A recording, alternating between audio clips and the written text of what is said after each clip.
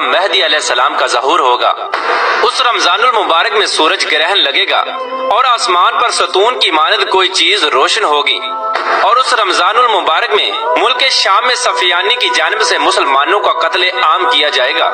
جب رسول اللہ صلی اللہ تعالی علیہ وآلہ وسلم نے ارشاد فرمایا کہ اس رمضان کے اندر ایک زوردار اور زبردست آواز آئے گی، تو صحابہ کرام نے حضور پاک صلی اللہ تعالی علیہ وآلہ وسلم سے پوچھا کہ یا رسول اللہ صلی اللہ تعالی علیہ وآلہ وسلم، یہ آواز رمضان کے اول حصے میں ہوگی یا درمیانی حصے میں یا آخر میں ہوگی؟ تو حضور پاک صلی اللہ تعالی علیہ وآلہ وسلم نے ارشاد فرمایا یہ آواز نصف رمضان میں ظاہر ہوگی۔ جب نصف رمضان میں جمعہ کی رات ہوگی تو آسمان سے ایک زوردار آواز آئے گی جس سے 70,000 لوگ بے ہوش ہو جائیں گے، اور اس زوردار چیخ کی آواز سن کر 70,000 انسان اندھے ہو جائیں گے اور 70,000 انسان بہرے ہو جائیں گے، اور ایک روایت کے مطابق 70,000 لوگ رستہ بھٹک جائیں گے اور 70,000 لڑکیوں کی بکارت زائل ہو جائے گی۔ تو صحابہ کرام نے حضور پاک صلی اللہ تعالی علیہ وآلہ وسلم سے دریافت کیا یا رسول اللہ صلی اللہ تعالی علیہ وآلہ وسلم،